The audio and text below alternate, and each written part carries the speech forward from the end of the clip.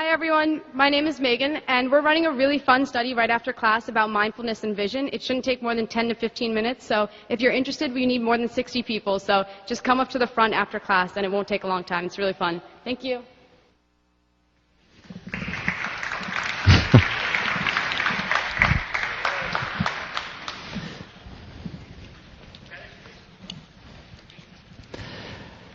You know, there's a story about Gertrude Stein, and she was taking a philosophy class with William James right here in the yard, and they had their final exam, and it was a spring semester course, and she comes into the exam, and it's a day like today, and the exam is about metaphysics and the meaning of life. So she opens the exam and writes, "Today is too beautiful a day to take an exam," and she walks out. And, you know, as legend has it, of course, she gets a straight A in William James's class. Don't use that as an example or as an excuse later on in the semester. But I really appreciate you being here today. It is a beautiful day. I was thinking of having the class outside, but I think maybe we should, yeah. What we're going to do today is finish up on relationships. We have just a little to go, and then start with our final topic for the course, which is self-esteem.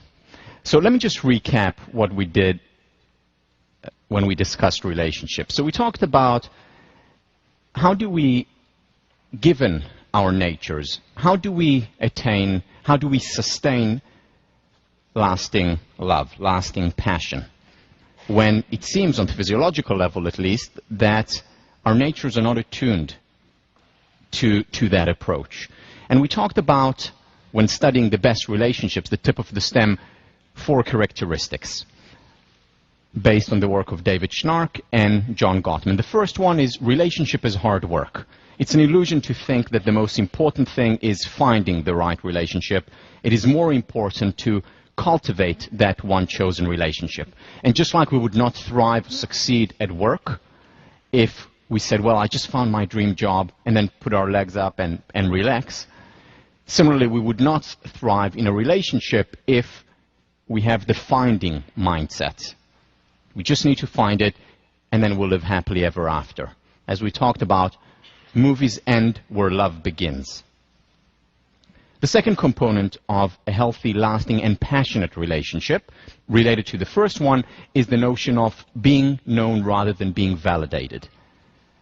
Expressing rather than impressing. Being open, revealing our weaknesses as well as our strengths, our desires, our passions, our fears and insecurities. And relationships that do that, or partners that do that within a relationship, over time attain higher and higher levels of intimacy, happiness, and they thrive, and they maintain their passion. That's the second component. The third component of a healthy relationship is that there are conflicts there. It is an illusion to believe that the ideal relationship is one that is conflict-free. That doesn't exist unless both partners are suppressing serious issues. So there are conflicts in relationship. The challenge is to have more positivity than negativity, of course, in the relationship, and also to learn how to be in the midst of disagreement, how to have conflict. And finally, the fourth point that we talked about was positive perception. Being a benefit finder, and more than that, being a benefit creator. I want to just go back quickly and elaborate on something that I didn't last time about the conflict, or conflicts within a relationship. I think the most important article that I read about relationships in general was the article on friendship by Ralph Waldo Emerson, published in 1841. And what Emerson writes about is his ideal friend. Let me quote him. He says, "In a friend, what I'm looking for is not a mush of concessions, a person who will agree with everything that I say. Rather, what I'm looking for is a beautiful enemy. A person who will challenge me, who will push me, who will help me in my apprenticeship to the truth. A beautiful enemy. What a beautiful phrase. A conflict-free relationship is where there are no beautiful enemies. A beautiful enemy is a person who loves us, who cares about us enough to challenge us, enough to disagree. And ask yourself, what kind of friend, what kind of romantic partner would you like? A yes man or woman? Or a person who will be honest, who will have high levels of integrity? What is the ideal friend? What is the ideal partner? You know, it's interesting, this whole idea of a beautiful enemy goes way back. And it goes back to one of the, if not the most influential text in certainly the Western world, which is the Bible. In Genesis, God sees that man is alone, so he creates a helpmeet for him. A woman. A helpmeet. What does that phrase mean? This is the King James translation. Well, if you look at it in the Hebrew original, helpmeet is ezer kenegdo, or help as opposition. In other words, the helpmeet translation, the meet part, M-E-E-T, is like an athletic meet, like a competition. Not helping and they meet together. It's help as opposition. And already then it was noticed that the ideal relationship is not one which is all smooth, conflict-free. It is one where there is some resistance. And it's this resistance that Gottman talked about is talking about in the 21st century that is so important, so critical for a healthy relationship. A beautiful enemy. Help as opposition, help meet. Again, with a lot of positivity in the relationship as well. So let me move on and just finish up on positive perception. I want to show you an excerpt from one of my favorite movies, I think one of the best movies, certainly in the realm of psychology, ever made, from As Good as It Gets. And here is the part where Holly Hunter tells Jack Nicholson that he better give her a compliment, and it better be a good compliment, because if it is not, she's getting up and leaving. He had just said something very offensive to her.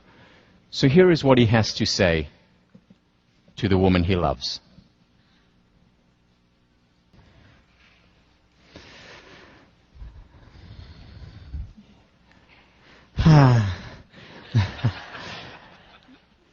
This is the essence of benefit creating. You make me want to be a better man, a better woman, a better person.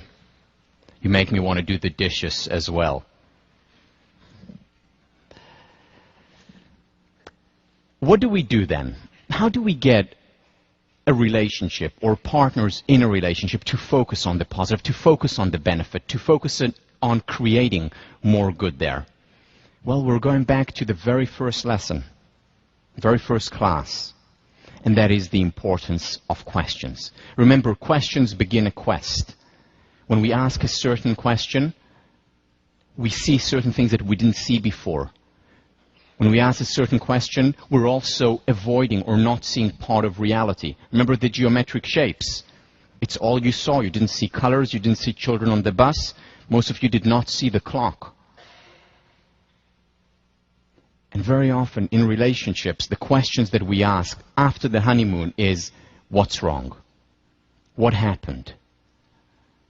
Or what can be improved? And again, these are important questions with very good intentions, but we just avoid or don't see an important part of reality. So the questions that we need to ask are also the positive questions, questions that will allow us to see the children on the bus. What am I grateful for in my partner? And it's important to do that always, especially during difficult times, because there's always something to appreciate. And if we don't appreciate that thing, the good depreciates. Whether it applying to our country, to our organization, to our relationship, as well as to ourselves. Second positive question, what is wonderful about our relationships? What's working? Why are we together in the first place? What do I love about him, her, us? What's good? And when we ask what's good, that's when we perceive it. And when we perceive it, when we appreciate it, it appreciates. It's not a surprise that the statistics are as they are, what we saw last time, that most relationships flounder, and even those that stay together don't really thrive. No, it's no coincidence. It's because most of the questions that we ask, again with good intentions, no one has the intention, certainly not going into a relationship, to end it or not to thrive in it. But most of the questions that we ask, that we are taught to ask, are the ones that focus us on the metaphorical geometric shapes.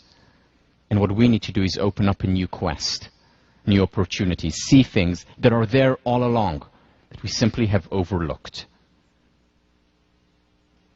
Again, the quote from Robert M. Pirsig's book, Zen and the Art of Motorcycle Maintenance. So often, we look for the truth, and then the truth comes and knocks on our door, and we say to it, go away, I'm looking for the truth. Very often, it's right in front of us. All we need to do is look, and one way to look, one way to guide our attention toward what is right in front of us is by asking also the positive questions. Okay, so what do we have? What do we have so far?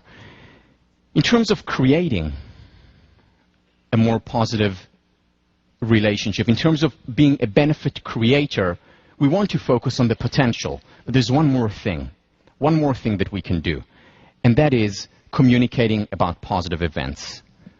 This is taken from the work of Shelley Gable from UCLA, who's done, to my mind, the most important work in the area of positive psychology as it relates to relationships.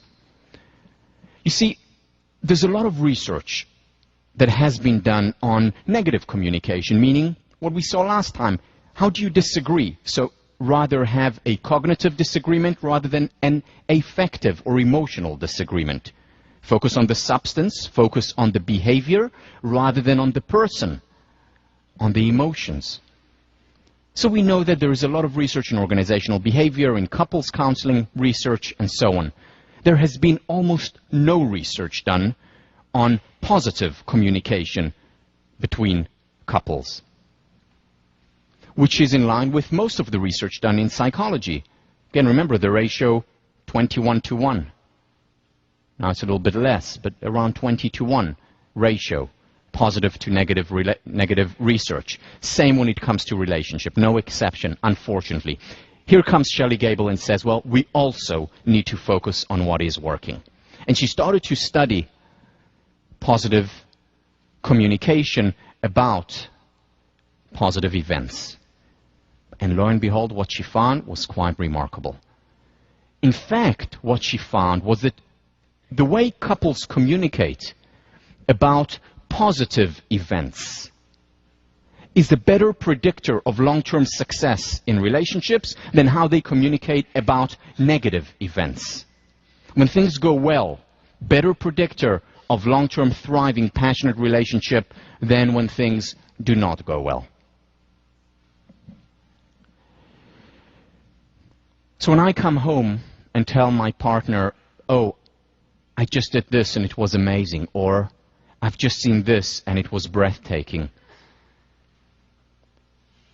Or, this is what's going on at work, this is what's going on in my personal life, and it's a good thing. How my partner responds predicts our long-term success of the relationship.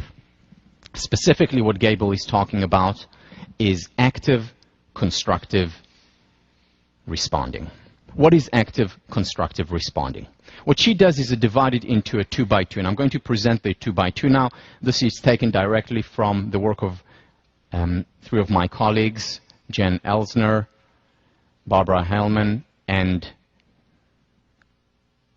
Amanda Horn from Australia. And here is what they did. Put Shelley Gable's work into an understandable, clear 2x2. So we have on the one dimension constructive versus destructive communication. On the other dimension, active versus passive communication.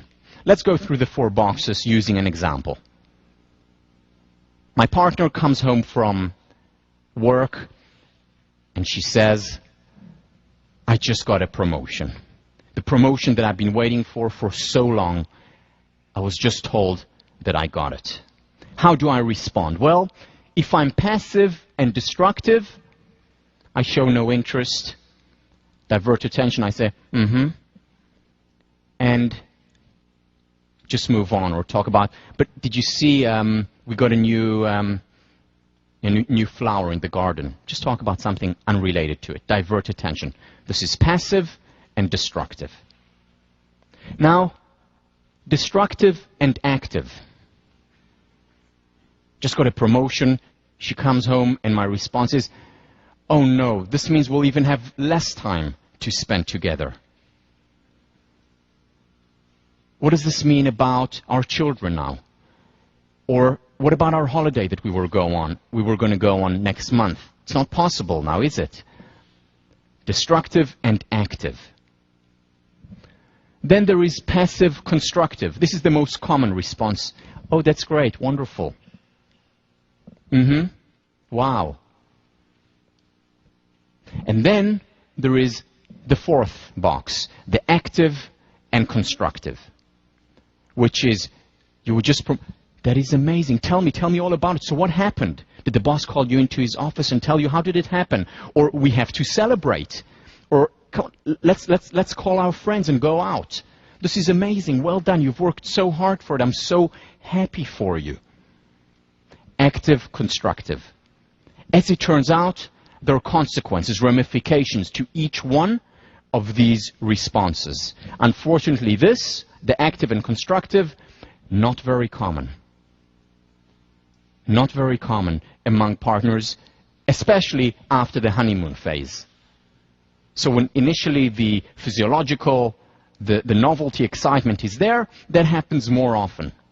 But after a while, this goes away, and with it, as Shelley Gables has shown, the success of the relationship in the long term. Now, the thing about active constructive responding is that it applies to numerous areas in our lives, not just to romantic relationships. How I communicate with my roommates, how I communicate with my family, parents, children. As a therapist, how I communicate with my clients. Because again, most of what psychology has been about is for the therapist to sit there and to be passive constructive. To smile, wonderful, and then what happened? As opposed to active constructive, and there are consequences. It doesn't mean it's the right approach in every relationship every time, because there are a few constraints here. For example, it has to be win-win events. Let's say my partner comes from work and says, Tal, you won't believe it. I just made the most amazing love with my colleague. He was unbelievable. In fact, I'd never felt this way before. Now, active, constructive, do tell more. And what happened then? Very difficult to be actively constructive in this situation for most people, present company included. Very difficult. So it's about win-win. That's not a win-win as far as I can see. It has to be a win-win.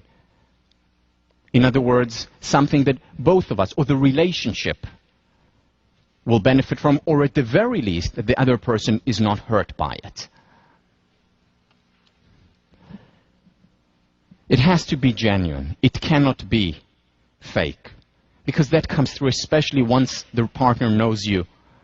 Over time, it just doesn't work. It has to be genuine, meaning we have to get into the role of our partner. Identify with, empathize with, be one with, so that we can genuinely respond to it. And if we do genuinely respond to it, and if it is a win-win event, that's when it generates upward spiral on a few levels. First of all, remember, usually when a positive event happens, what happens? There is a spike up and then effective forecasting, Gilbert's work shows, goes back down again. What effective constructive responding does, which is, okay, tell me more. So how was it? Let's celebrate. Give me more details. I want to know. I'm interested.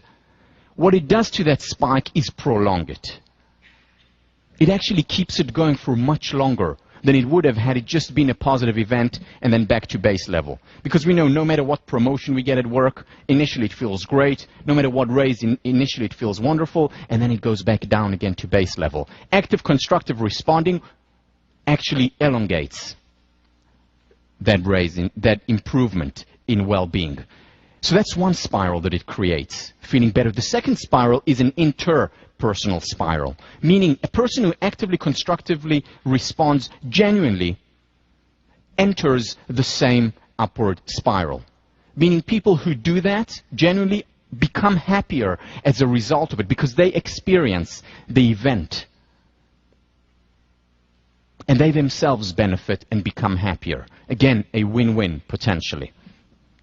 And finally, it also does what positive psychology as a whole does, which is build positive capacity. Remember, positive psychology takes us not just from the zero to the positive, it also helps us better deal with the negative to the zero. Partners who actively, constructively respond to one another are building capacity for hard times. In fact, one of the most interesting researches that were done a long time ago was that couples where things went well, where they were, that language wasn't used, but essentially where they actively, constructively responded to one another and supported one another back in the 1920s. Once the Great Depression hit, the relationship actually became better. Whereas partners who didn't have it good before, the relationship very often dissolved, became worse. In other words, when they built the capacity, it helped them also deal with hard times, such as 1929 and the 1930s.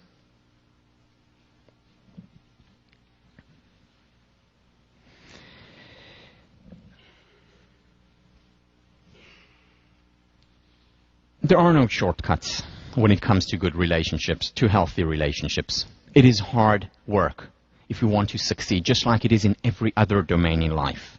There are no shortcuts. However, that doesn't mean that the hard work cannot be enjoyable, cannot be pleasurable, as well as meaningful.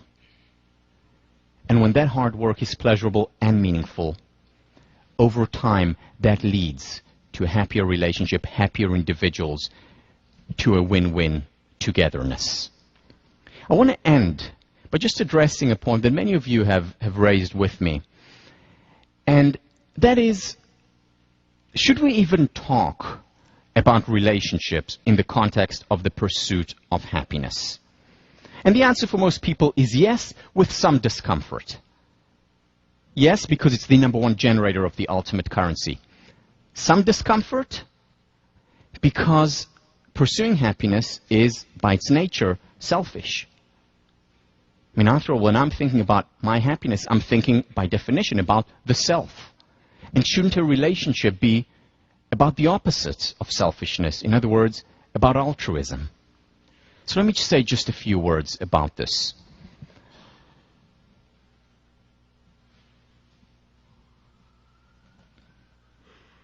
Let's take an example from teaching. Imagine this. Imagine that I actually don't like teaching. I don't like to teach. I don't like coming here on Tuesdays and Thursdays. And in fact, it's very painful for me. However, I have a deep sense of duty because of my upbringing, because of the philosophies that I read. I have a deep sense of duty to other people. And I know that positive psychology is or has some important messages to give people, and therefore I teach it. Not because I like it, but because I think it can potentially help other people. And I wake up on Tuesdays and Thursday mornings and I dread going to class. The hour and a half seems like eternity to me. The last thing in the world I want to do is teach, but I'm driven by my sense of duty because I'm an altruist. I'm sacrificing myself for what I think is a greater good. Now think of the alternative.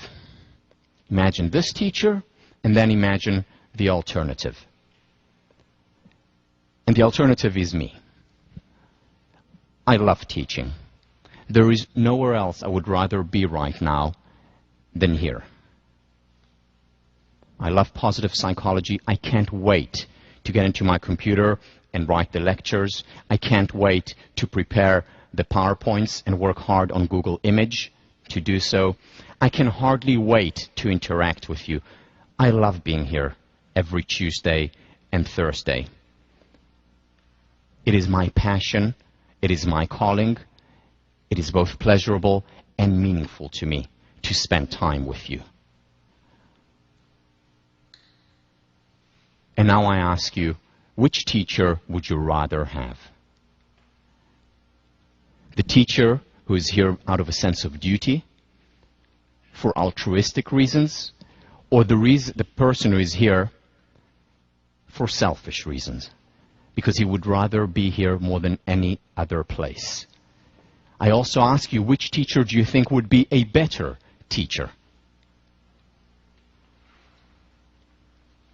And now I ask you, which partner would you rather have? A partner who is with you just because they feel like, well, that person really needs me, or I feel sorry for the person. I don't really like that person, but I'm there just to be there for them, because out of a sense of duty. Or would you rather have a person who is with you because you're the most important person in their lives, because they care about so much that the I becomes a we. They care about you as much as they care about themselves. They include you in their circle of the self. Which relationship do you think will thrive more? Now, that does not mean that there is no sacrifice in relationships. That does not mean that if my partner is unwell or needs my help, I will not go out of my way, even if it means giving up some things that I really, really want to do at that point. Of course, in healthy relationships, when the I becomes a we, sacrifice exists, and there is healthy sacrifice. But it's not a relationship that is based fundamentally on a sense of duty or altruistic negation of the self. As Nathaniel Branden says, the more independent we are, the more interdependent we can become. That's when the I becomes a we. Again, this is something which goes against much of our teachings. It's not always easy to accept. But again, this class, much more than it is about positive psychology, is about reality psychology. And ask yourself, what partner would you rather be? What partner would you rather have? What teacher would you rather have? Completely analogous.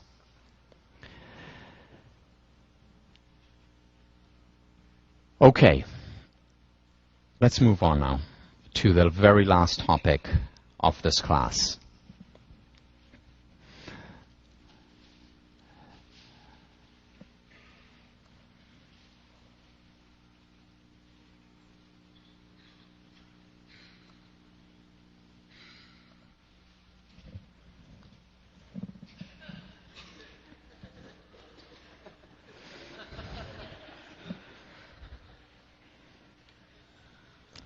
As I've said many times, I never procrastinate. I just use Google Image. I started to think explicitly about the topic of self-esteem when I was a senior, as an undergraduate here. I started to think about it when I noticed another phenomenon. So that was after I'd switched into philosophy and psychology. I was very happy in my concentration. I was very happy in playing on the squash team. Harvard was going great for me. But then I started to notice something that was unclear, didn't make sense to me. And that was the fact that I had low self-esteem. Or so it seemed at least. And it didn't make sense to me. Because I was doing well, I had won prizes, I'd received a lot of accolades, a lot of support, whether it's from my roommates, friends, family, a lot of pats on the back, in athletics, in academics, and yet I had low self-esteem, and it just didn't make sense to me. And there was another thing that baffled me even more. It was as if, on some level, I was punished by success. What do I mean by that? Every time when I would succeed, or when I did get praise, my self-esteem would increase, would improve. But then, very quickly afterwards, it went down back to its base level and even lower. And in order to raise it back up again, I needed even more praise, even more accolades than I needed before. And the metaphor that kept on coming to mind was Sisyphus pushing a rock up a mountain. I would push that rock up the mountain, struggle, till the next victory came. And the next victory came, and I got the praise, I got the accolades, I got the prize. And my self-esteem was high. I was on top of the mountain. And then this rock would be rolled down again. And I would have to run down and start pushing it up again, only this time the hill was even steeper. And I would have to struggle even more.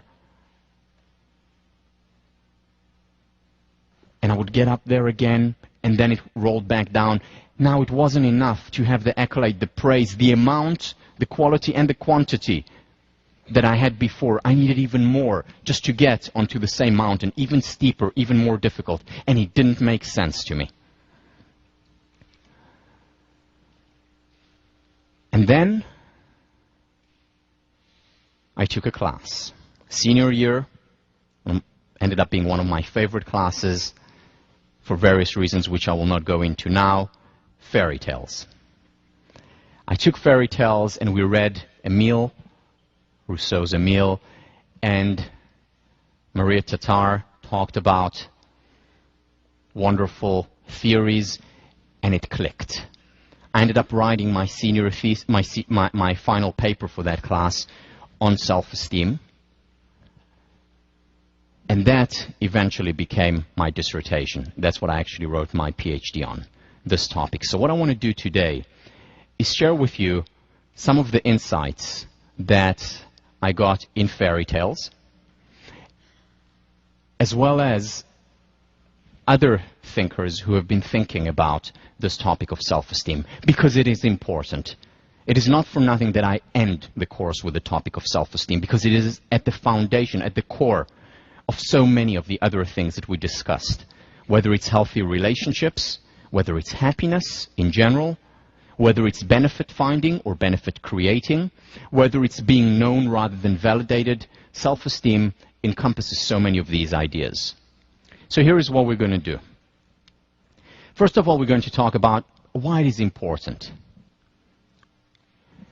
A lot of misunderstanding about what self-esteem is and is not. So we're going to talk about some theories that can apply to our lives. Then we'll elaborate on the paradox that I just talked about, that sometimes success actually leads to lower levels of self-esteem. And why does that happen? We'll explain that. And then I'll introduce essentially my dissertation on self-esteem, where I divided the one construct into three distinct components, which are dependent self-esteem, self-esteem that is generated by others, praise, approval; independent self-esteem, self-esteem that comes from within, self-esteem that is not contingent on what other people say, self-generated; and finally, unconditional self-esteem, or a state of being where we simply and naturally exist. So I'll talk about these three levels and how we can cultivate independent as well as unconditional self-esteem. And finally, we'll end next time by talking about how we can enhance our levels of self-esteem. Now, many people, when they listen to a lecture on self-esteem, go into evaluation mode and say, okay, so do I have high self-esteem? I meaning you. Or is my self-esteem higher than the person sitting next to me, or my partner or friend? And the answer to this question is you can't really know. I mean, we can't measure self-esteem, quote-unquote, objectively. We don't really know where it is in the brain yet. We may be able to 10 years from now or 20 years from now. But that's not an important question. Just like, am I happy or not, is not an important question. In fact, a misleading question. The question, rather, remember, is how can I become happier? The same with self-esteem. The question is not do I have high or low self-esteem, but rather how can I enhance my self-esteem? Because as I'll argue shortly, there cannot be too much self-esteem. But sometimes people associate with too much self-esteem, which is arrogance and conceit and narcissism, is not self-esteem. In fact, it's the exact opposite. It's lack thereof. So having a stronger sense of self is a good thing. And the question is, how can I enhance it? Today, my self-esteem is higher than it was when I started thinking about it 15 years ago. And hopefully 15 years or 5 years from now, it will be higher than it is today. It is a lifelong process. And we'll talk about how that lifelong process unfolds and what we can do to expedite it, to intensify it. So first of all, definition of self-esteem. There are numerous definitions. Let me read you just a few from the main thinkers in the area.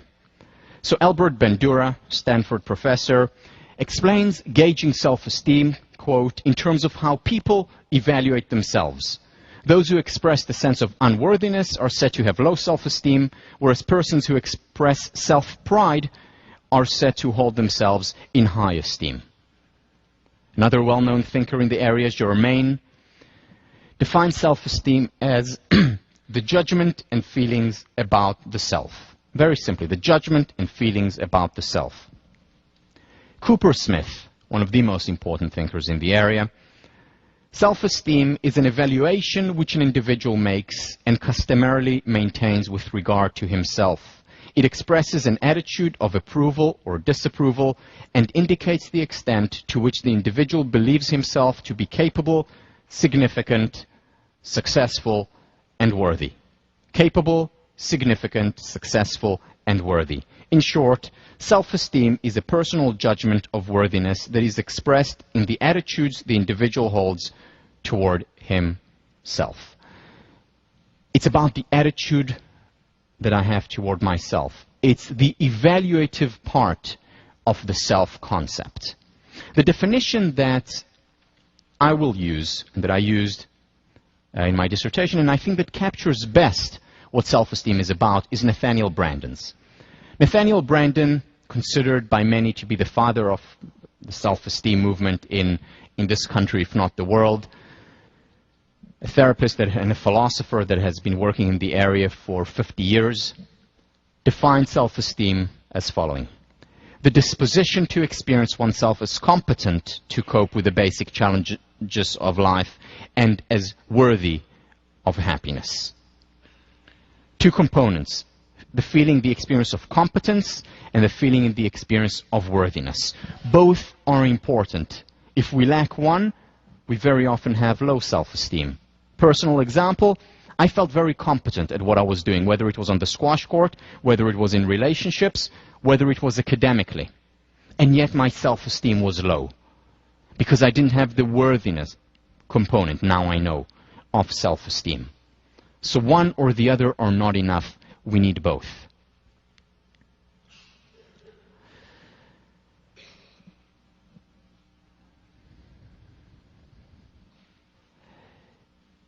Nathaniel Branden continues, of all the judgments we pass in our lives, none is as important as the one we pass on ourselves. Why? Because we're constantly with ourselves. It affects every area of our lives, when we're alone, when we're with others, when we're at work, when we're working by ourselves, when we're in a team.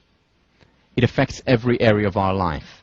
As Goethe said, the greatest evil that can befall man is that he should come to think ill of himself. So high self-esteem is important, or self-esteem, a sense of self, is important. And yet, if we look around us, if we look within us, there is much room for improvement. Some people more than others, but for everyone, there is room for improvement. Here are some of the benefits associated with high self-esteem. First of all, mental health, higher levels of resilience, dealing with difficulties. And this applies to kids who are 6 years old or to 96-year-olds. Throughout our lives, the higher our levels of self-esteem, the more resilient we are, the better we're able to deal with anxiety, with depression, with the inevitable hardships that arise. Relationships improve. This applies very much, as we'll see later, to romantic relationships. It applies as much to friendships. It applies as much to family relationships. In the words of Brandon, self-concept is destiny. Beliefs are self-fulfilling prophecy. If I think of myself, believe in myself, believe that I'm worthy, that I'm capable of a lot, I'm much more likely to succeed. Remember the two predictors John Cotter had for highly successful HBS grads. The first one was that they were always asking questions, always wanting to learn more. The second was that they believed in themselves. This is what distinguished the most successful from the rest. Self-concept is destiny. Emotional intelligence, a concept popularized by Daniel Goleman, initially introduced by Salovey from Yale, by Gardner from Harvard.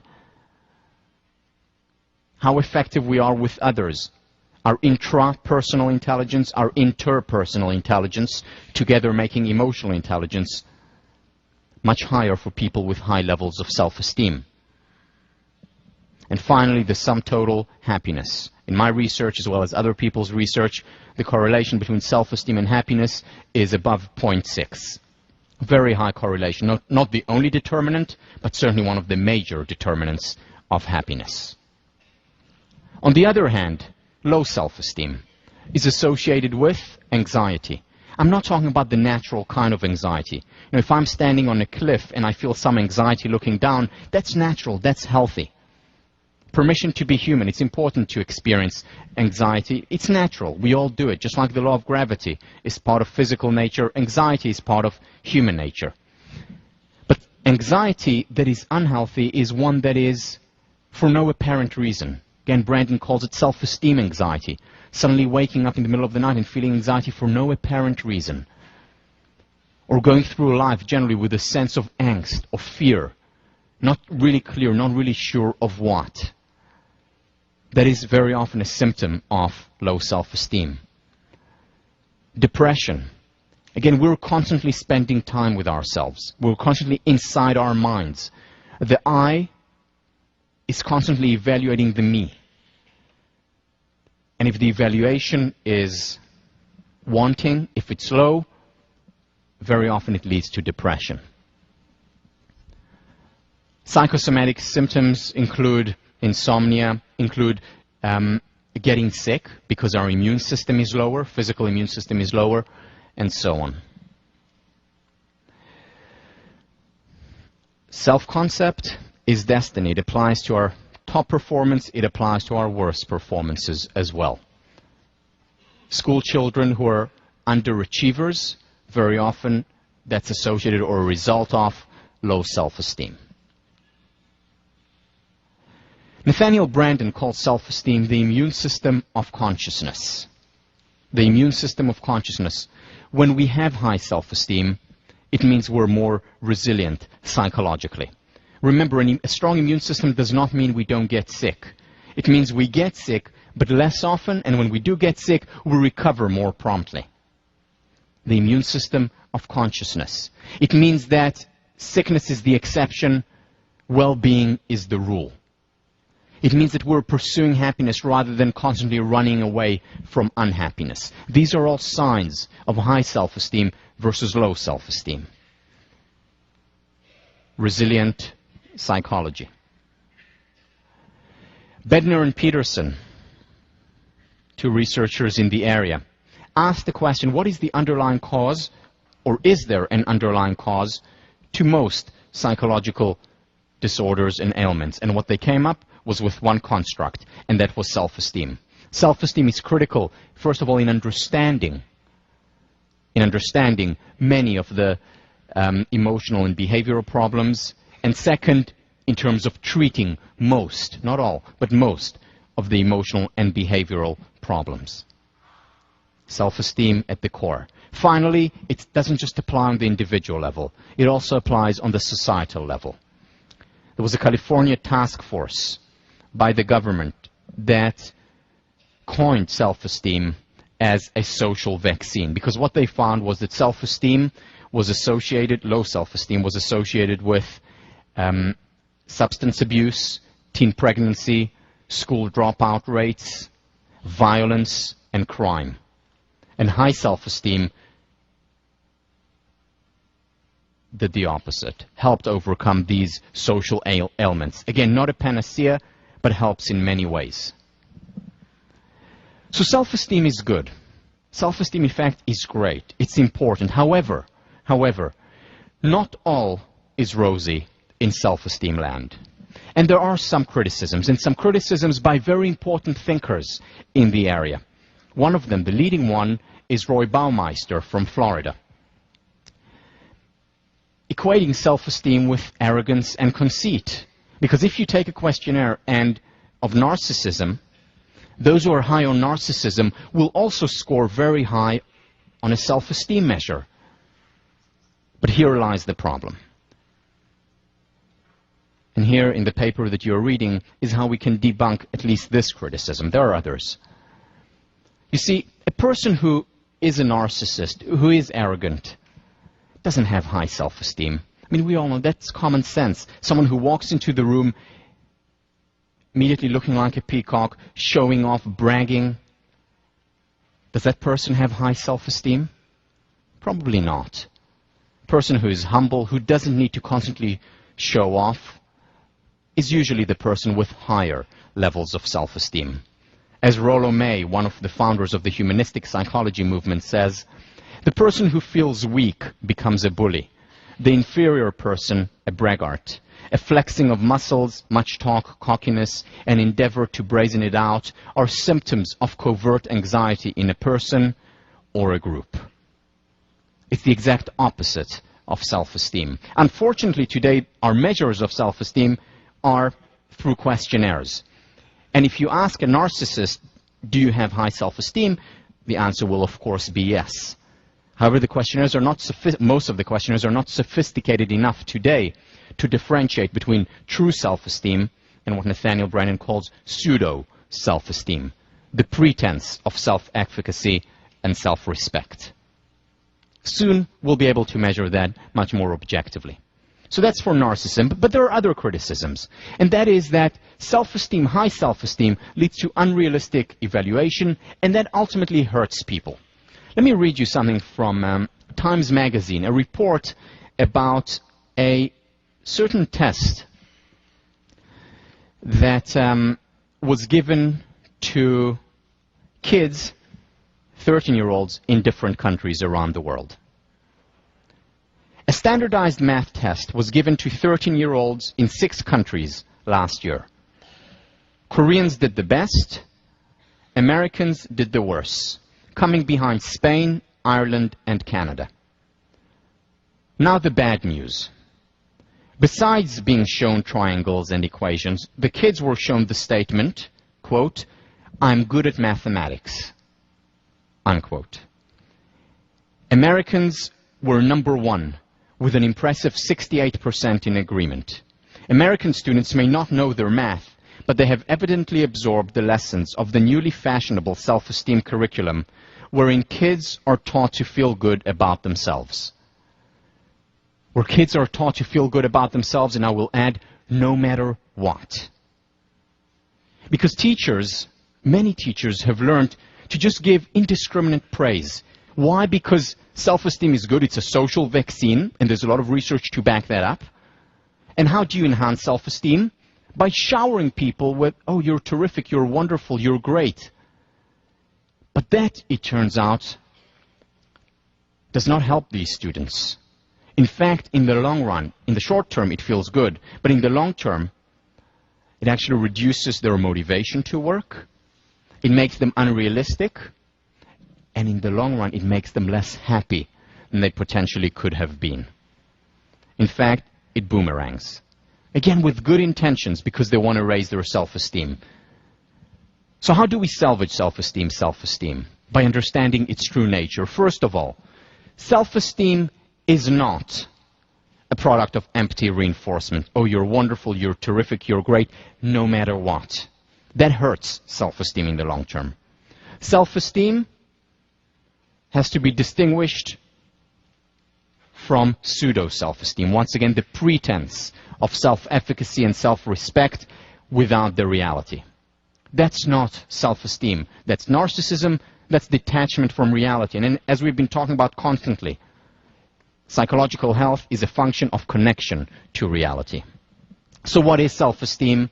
Self-esteem is founded in reality, in actual performance, in actual success, in actual practices.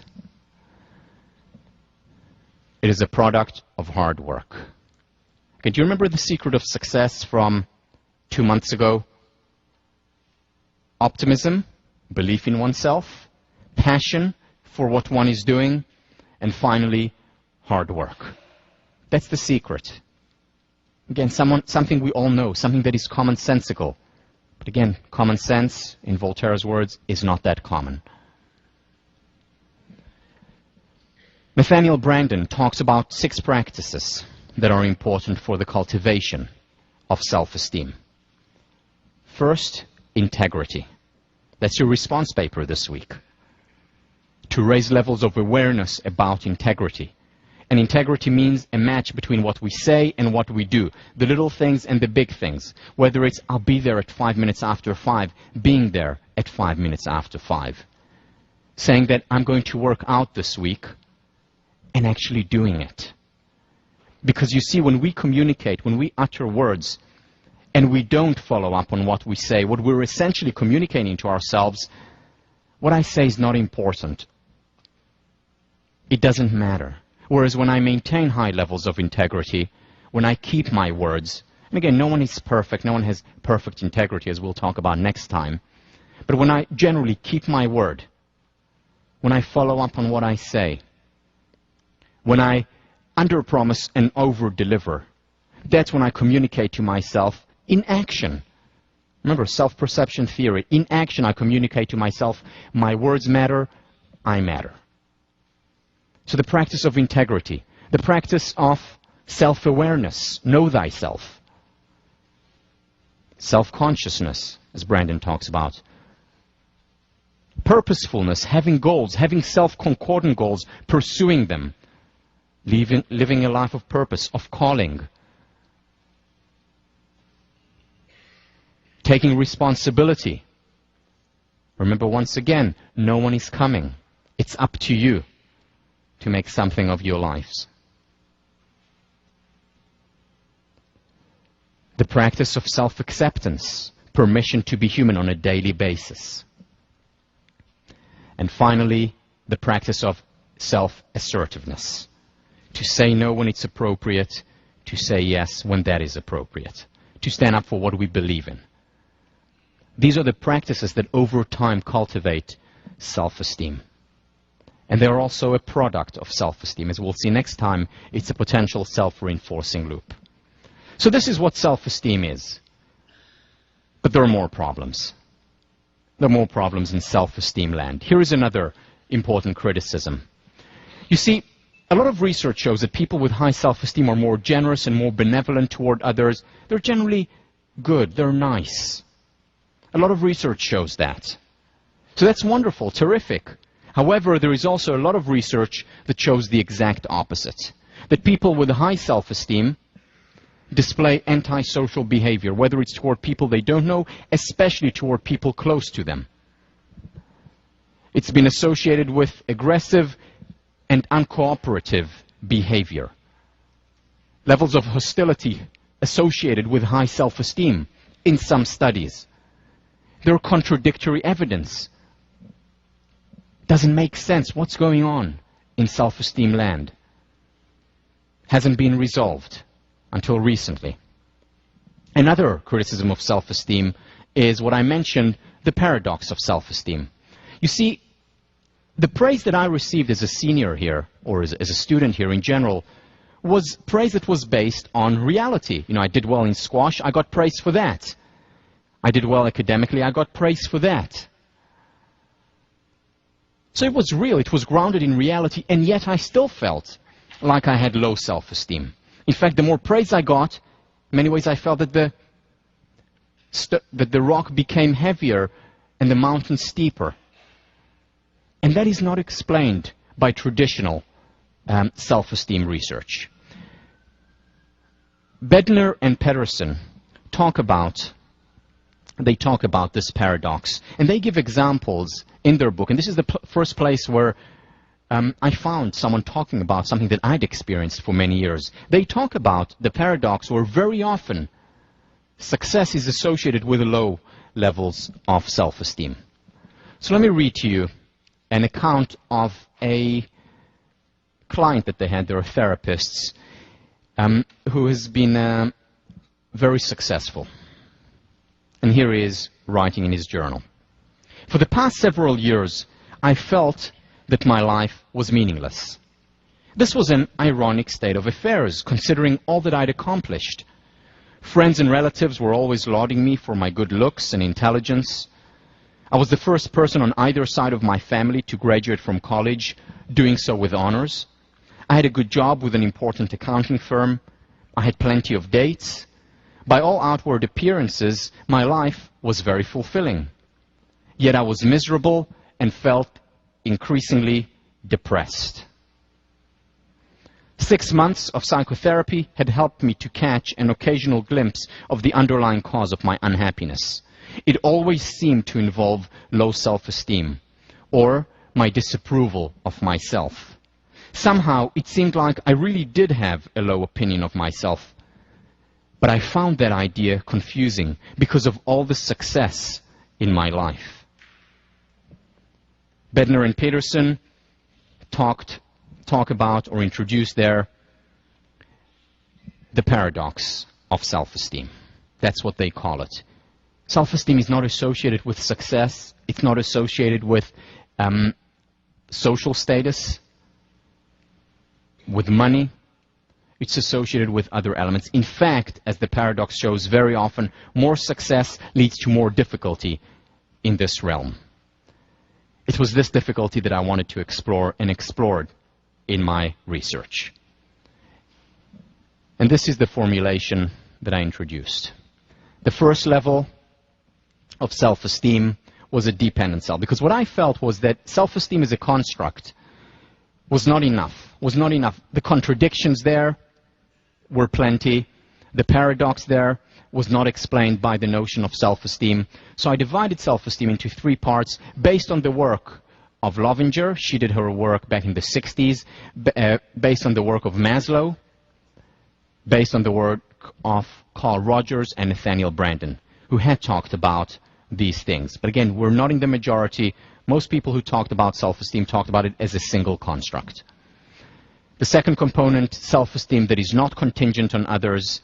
And finally, the third component essentially does not even need to be called self-esteem, simply a sense of self. Let me begin with each one, describing each one. And what I'll do in describing each one is talk about the 2 components of self-esteem. So essentially what I'll create is a 3x2. The 3 types of self-esteem, each one how it relates to worthiness, to self-respect, and how it relates to competence, the 2 components of Nathaniel Branden's work. So first of all, in terms of worthiness. In terms of worthiness, a person who has high dependent self-esteem is other-determined. They enjoy and they need the appraisal. If I do well in a lecture and I get external feedback, that makes me feel great. If I don't get great feedback, I feel awful. If I do well on an exam and I get good feedback from my TF or parents, I feel terrific. If someone tells me that they don't like something that I said, I feel awful. My life is constantly affected by what other people think or say, or what I think that they think, or what I think that they mean. Constant evaluation. What do other people think of me? Like a looking glass, looking at other people as it reflects on me, and taking their evaluation as the sense of self that I have. People who have high dependent self-esteem are primarily, not only, but primarily motivated by what other people think and say. I will choose a job that will yield the most prestige, the highest social status, that will yield the most accolades and praise.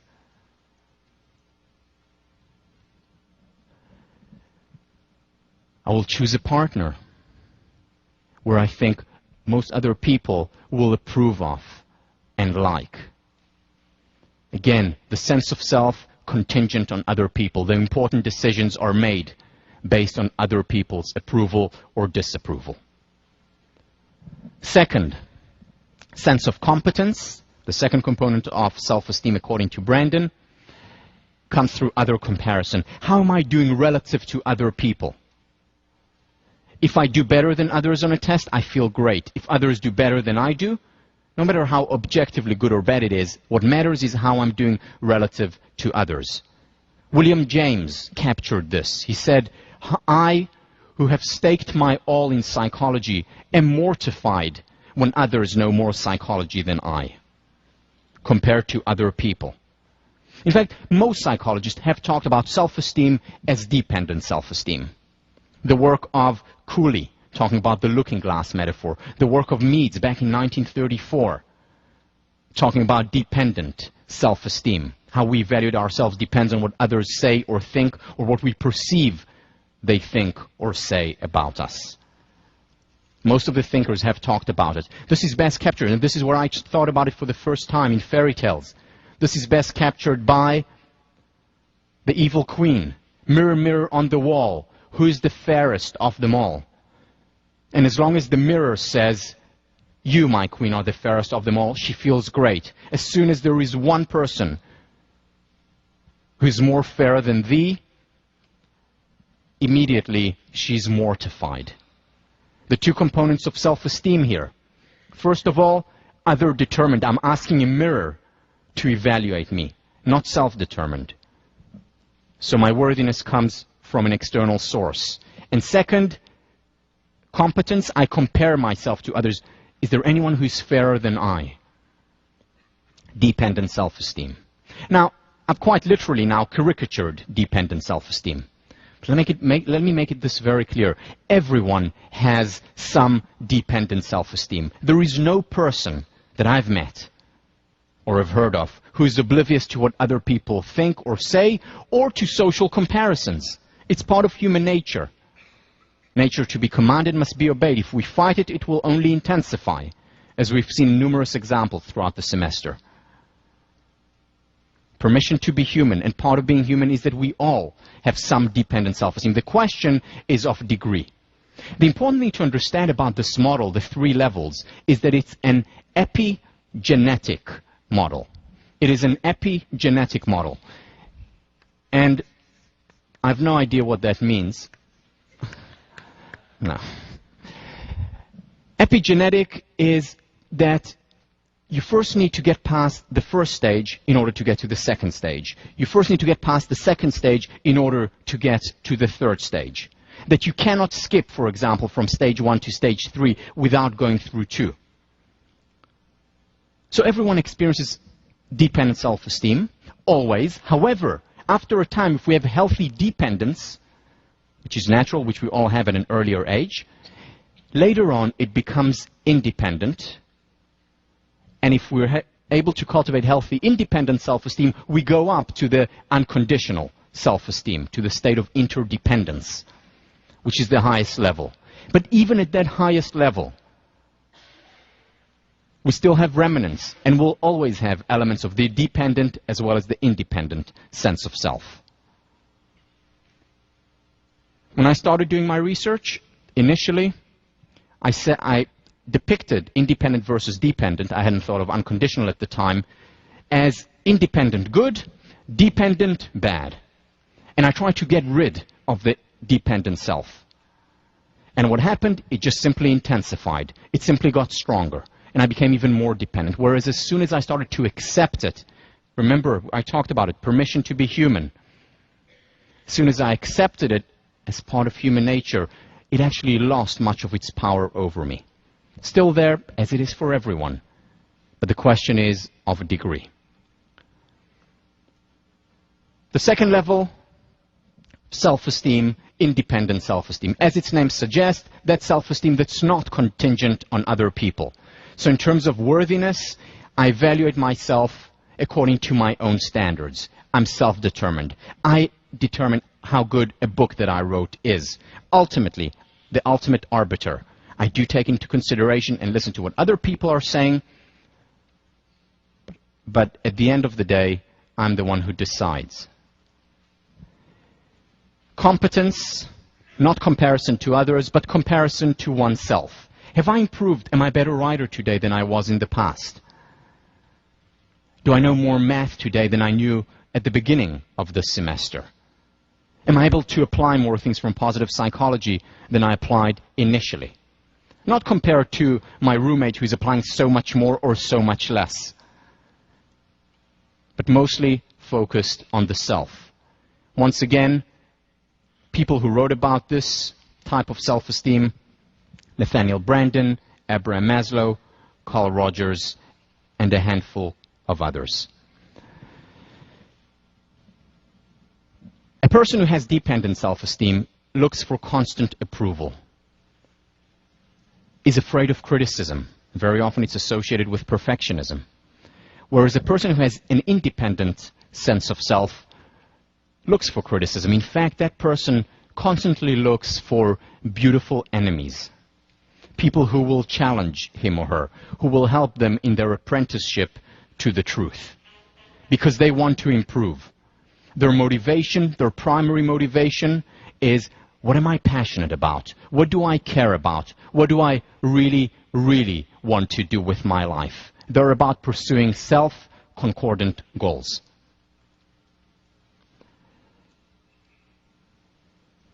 A friend of mine, Mike Moldavano, philosopher, writes about dependent self-esteem. And he says that this person answers or is associated with the following. We say that we want the truth. What we mean is that we want to be correct. We say that we want the truth. What we mean is that we want to be correct. Many people with dependent self-esteem say, yes, I'm really pursuing what is right, what is true, what is noble. Whereas actually the motivation is protecting the self from criticism, from negative evaluation, from a lower sense of self-esteem that is contingent on others. And once again, in contrast to saying we want the truth, meaning we want to be correct, we have the person with independent self-esteem who wants beautiful enemies, who really is an apprentice to the truth. To summarize, initially the first 2 by 2, dependent self-esteem, worthiness determined by others. I do things for accolades, for praise primarily. And competence, how well am I doing relative to other people? Am I better or worse than them? And that determines my self-esteem. In terms of my worthiness, in terms of independent self-esteem, I compare myself to myself. Have I improved? Am I getting better? Am I learning? And my worthiness is determined by my own evaluation. Third level, unconditional self-esteem. In many ways, this is not even self-esteem because there is no esteeming involved here. The first component, worthiness, not contingent. It's not contingent on other people's evaluations. It's not even contingent on my evaluation. I'm confident enough not to be engaged in evaluations. In terms of competence, it's interdependent. I don't compare myself to how well I'm doing relative to others, nor even to how well I'm doing relative to myself. I'm in a state of being, interdependence with others, fully comfortable in my own skin. For example, a person writing a book who has high dependent self-esteem is primarily motivated by the accolades, by the praise that he or she will get. A person who has high dependent and also by how well that book is doing relative to other books. A person with independent self-esteem writes a book and derives pleasure and satisfaction from writing better than he or she did in the past, from improving as well as from self-evaluation of the book, this is good. A person who has unconditional self-esteem simply writes a book. Why? Because he or she wants, if they have a good idea, a good book to be out there. They derive as much satisfaction, as much pleasure when they see another person's book who is good. They're interdependent. They see themselves as one with others. Once again, everyone has some component of dependence, some components of independence, and some component of unconditional self-esteem. The question is of degree. The model is epigenetic. It takes a lifetime very often to cultivate more and more of the unconditional self. Now, one of the criticisms that I face and other writers who have written about unconditional self-esteem is that to be at this stage of where I don't really care or don't care that much about whether I get criticism or evaluation is that one becomes detached from others, that one does not care. But that is not the case. You see, there are many parallels between unconditional self-esteem and the Buddhist conception of detachment. Let me read to you something that was written by the Buddhist nun Thubten Chodron, and I quote, "Ordinarily, we become very upset when we are criticized or insulted. We're angry when our possessions are stolen. We're jealous if someone else gets the promotion we wanted. We're proud of our looks or our athletic ability. By contrast, when we reach this state of detachment, our mind becomes clearer and more capable of enjoying things for what they are. We live more in the present, appreciating things as they are now, without fantasies about what they are or will be. We become less ego-sensitive to every action other people do in relation to us." Now, at the same time, detachment or unconditional self-esteem, which is the parallel that I'm drawing, does not mean being indifferent or rejecting other people's feelings. She continues, "On the contrary, when we're not attached, our relationships with others are harmonious, and in fact, we care more about them. We become more compassionate, more empathic toward others." Detachment or unconditional self-esteem simply means that we are distancing ourselves or not experiencing as much feelings of jealousy, feelings of envy, constant superiority or inferiority, ongoing comparison to others. It means on many levels that we are one with them. This is what the research shows. You know, in fact, you can think about unconditional self-esteem as parallel to going to a movie. When you go to a movie, what happens? You're empathizing with the characters there. When they go through a hard time, you experience a hard time viscerally. When they thrive and succeed, you thrive and succeed. You're one with them. Why? Because your ego is not threatened. You're not threatened by their success. Their good looks are not threatening to you. Their successes are not a threat to you. Why? Because it's just a movie. Now imagine if we could have these emotions, feeling with as opposed to against. Imagine if we can have these emotions in real life. How much more powerful would they be? This is the experience, again, of a movie, but so much more powerful because it's real, of a person who has high levels of unconditional self-esteem. Cultivating self-esteem, unconditional self-esteem, takes time. It's a lifelong process. In many ways, it's parallel to learning how to walk. What happens when we learn how to walk? Initially, we can't. After a while, we're able to get up, but we need some help. We're dependent on a chair, on our parent to hold us, dependent on other people. Next level, after a while, is independent. We're able to walk by ourselves. But we walk still by thinking about picking up this foot, and we're precarious, we're uncertain, but we're independent. Later on, we simply and naturally walk. We don't need to think about it constantly. When it comes to a sense of self, initially there is no sense of self when we're born. After a while, the sense of self is dependent on other people, other people's evaluation. Then, after a while, we become independent of what other people say, or we try to assert our independence, but we're constantly evaluating ourselves, constantly comparing ourselves. And then finally, after a while, when we cultivate this strong sense of independence, we simply and naturally exist. That is, if nature is allowed to take its course, and that takes time. David Schnark talks about the average person at the age of 50 becoming known rather than validated, strong unconditional self-esteem. Maslow talks about the self-actualized person at the age of 45 or 50. That's unconditional self-esteem. It takes time. It's epigenetic.